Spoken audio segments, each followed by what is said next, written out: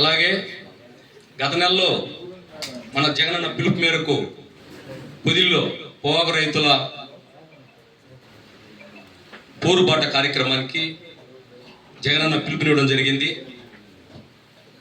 ఆ పిలుపు ఇచ్చిన తర్వాత వాతావరణం బాగాలేక హెలికాప్టర్కి పర్మిషన్ రద్దవడంతో ప్రోగ్రాం క్యాన్సిల్ అయింది. ఆ ప్రోగ్రాం క్యాన్సిల్ అవుతుందని కూడా తెలియక తెలుగుదేశం నాయకులు, మినిస్టర్లు హుటాహుటిన ఒక్కరోజు ఏదో 10 రూపాయలు పెంచేసి పొగాకు రైతులకి రేటు ఇవ్వడం జరిగింది. క్యాన్సిల్ అయిపోయిందని తెలిసినామంటే మళ్ళీ బయర్స్తో ఎక్కడ కూడా ₹1 కూడా పెంచకుండా ఇంకా తగ్గించేసి ఆపేయడం జరిగింది.